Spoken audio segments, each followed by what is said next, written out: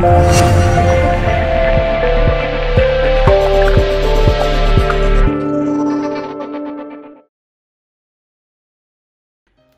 ма, құрметті оқушылар. Сіздермен бірге SM Education білім беру жобаларын құрастыру орталығы.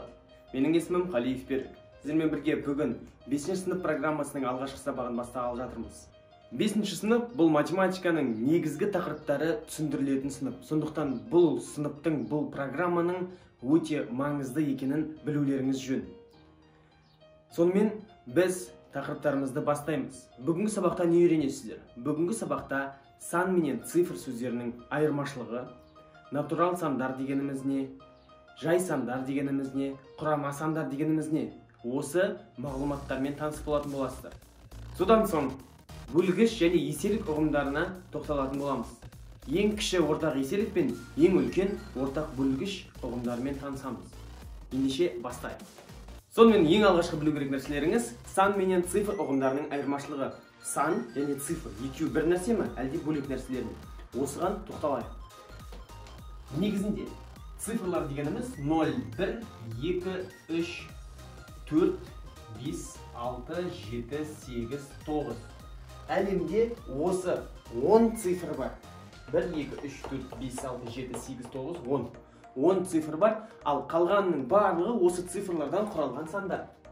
Мысалға, 5176 дейтін болсақ, 5 деген, 1 деген, 7 деген, 6 деген цифрдан құралған.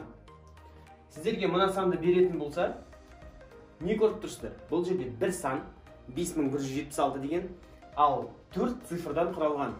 4 цифр, бір сан көріп тұрмыз. Түсінікті ғой? Келесі білу керек нәрселеріміз еселік пен бөлгіш ұғымдар.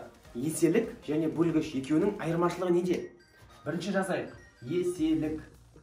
Сосын бөлгіш. Мысалы, бір сан берілсін, қандай сан? Ойлап тұрамызда 12 дейік. 12 деген сан берілсін, 12 санның еселіктері.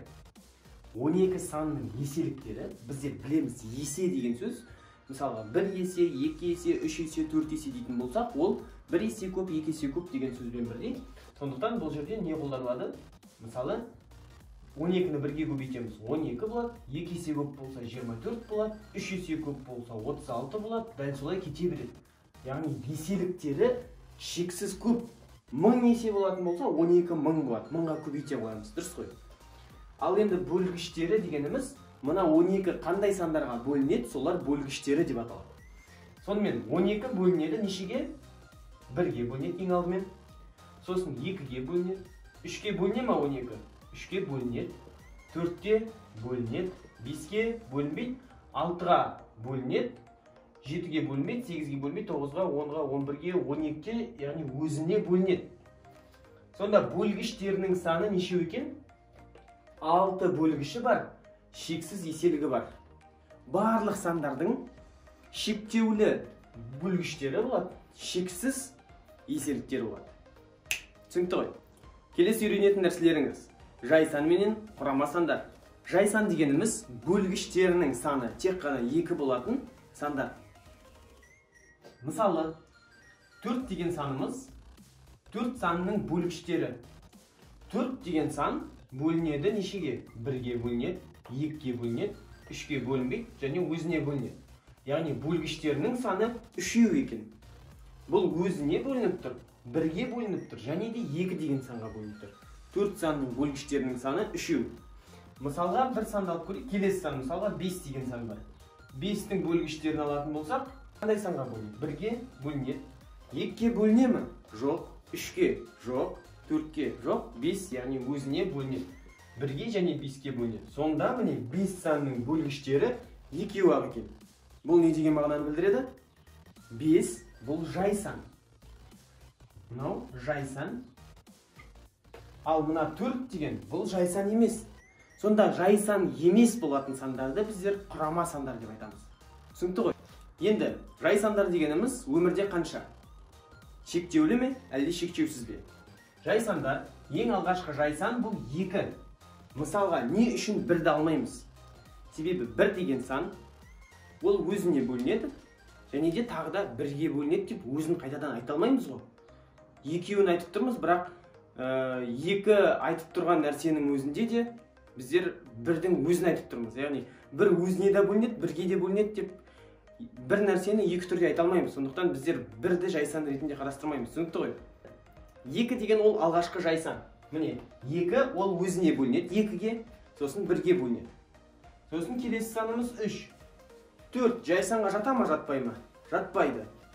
4 жай санға жатпайды, себебі 4 өзіне бөлінеді, 1-ге бөлінеді, сосын 2-ге бөлінеді. Сондықтан өзіне бөліну керек, сосын тек қана 1-ге бөліну керек. Болды, осы екеуіне ғана бөліну керек. 4 жатпайды, 5 жатады, 6-шы. 6 1-ге бөлінеді, 6-ға бөлінеді өзіне, және де 2-ге бөлінеді, 3-ге бөлінеді. Яғни бөлгіштерінің саны 4-еу екен. Сондықтан 6 жатқызбаймыз. 7 жатады, себебі 7 1-ге ғана бөлінеді, сосын өзіне ғана бөлінеді, болды, басқа санға бөлінбейді. 8 жатпайды, 9 жатпайды, 10 жатпайды, себебі бұлардың барлығының бөлгіштерінің саны 2-ден көп. 11 келесі жай сан. Осылай кете береді.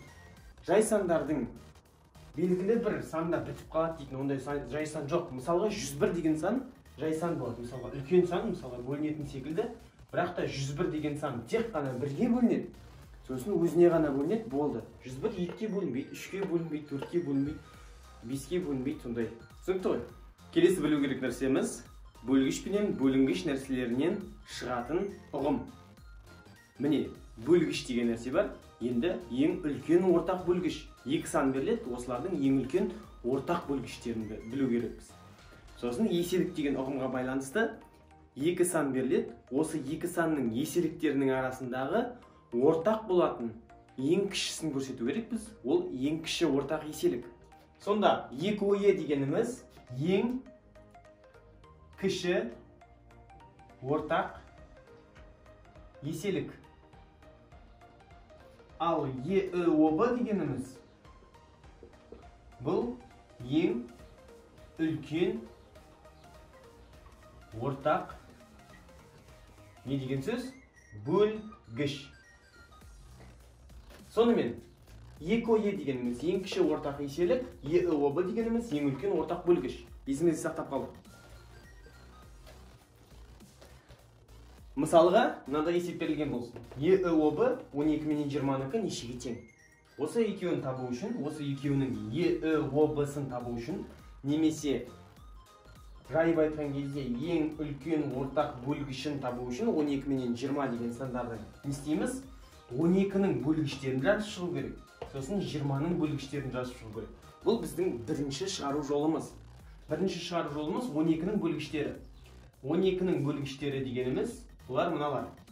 1, 2, 3, 4, 6, 12. Яғни 12 қандай сандарға бөлінеді, соларды жазып шықтық. Міне, мына сандар бұл 12-нің бөлгіштері.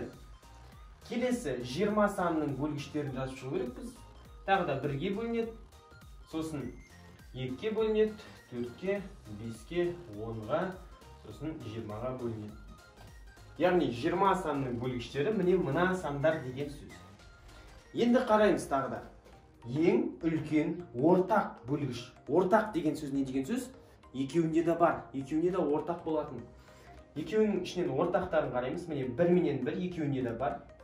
1 ортақ, 2 де ортақ, 4 де ортақ. Қалған ортақ ешқандай сандар жоқ бөлгіштерінің арасында. Сонымен ең үлкен ортақ бөлгіш. Ең үлкені керек осылардың арасында. 1, 2, 4 қайсысы ең үлкен? Әрине 4. Сондықтан бұл жерге ең үлкен ортақ бөлгіші 4 деп жазамыз. Түсінікті ғой?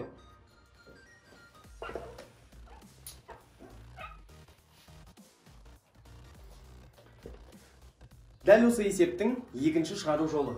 Мына 4-ті алып тастайық. 4 болғанын есіңізде сақтаймыз. Сонымен 12 және де 20 сандарын жай бөлшектерге бөліп жазу керекпіз. Жай көбейткіштері қолданып жазамыз. Міне, 12 және де 20 сандарын жай көбейткіштерге жіктеу деп аталады. Сонымен 12 деген сан қандай жай санға бөлінеді? 12 2-ге бөлінеді. 2 бұл ең алғашқы жай сан екенін білеміз. 12-ні 2-ге бөлетін болсақ 6 болады. 6 тағы да 2-ге бөлінеді. Енді 3 шығады. 3 2-ге бөлінбейді, бірақ 3-ге бөлінеді. 3-тің өзі жай сан. Сол кезде мына жерде 1 шығады. Осы жерде 1 шығатын болса, біздер тоқтатамыз. Енді мына 20 менен тездетіп жазсайын. 2-ке бөлеміз 10 болады, 2-ке бөлеміз 5 болады. Енді 5 2-ке бөлмейді, 3-ке бөлмейді, 4-ке бөлмейді. Өзіне бөлінеді, 5-тің өзі жай сан. 5-ті 5-ке бөлеміз, 1 болады. Түсінікті ғой? Міне мына сандар бұл 12-нің бөлгіштері деген сөз. Жай көбейткіштері. Түсінікті ғой? Міне 2, 2, 3. 2-ні 2-ке көбейтсек 4 болады, 4-ті 3-ке көбейтсек шынымен де 12 болады. 2-ні 2-ке көбейтсек 4 болады, 4-ті 5-ке көбейтетін болсақ, неше болады? 20 болады. Осылардың ішінен ең үлкен ортақ бөлгішін табу керекпіз. ЕОБ-сын. Ортақтарын табамыз. 2 менен 2 ортақ екеуінде де бар. Сондықтан 2-ні жазамыз, көбейтілген дейміз. Тағы да ортағы міне мына 2 мен мына 2. Болды. Сонда 2 менен 2 рет ортақ болып тұр, міне. Мына 1 рет ортақ болып тұрғандықтан 1 2-ні жазамыз. Тағы да 1 рет ортақ болып тұрғандықтан 1 рет 2-ні жазамыз. Түсінікті ғой? Сонымен бұл жерде білу керек нәрсеміз 2 менен 2-ні ғана көбейте қоямыз, 4 болады. Бұл ЕОБ-сы. Енді ЕОБ, яғни екеуіне де бөлінетін ең үлкен сан деген сөз. 12 де бөлінетін, 20 да бөлінетін ең үлкен сан бұл 4 екен. Түсінікті ғой? Мына ЕОБ дегеннің орнына ЕКОЕ деп жазсақ не болады? Онда дәл осылай ең алғашқы ЕОБ-сын табамыз, 4 екенін білеміз. Сосын мына жақта қалып қойған сандар бар ғой, міне 3 пенен 5.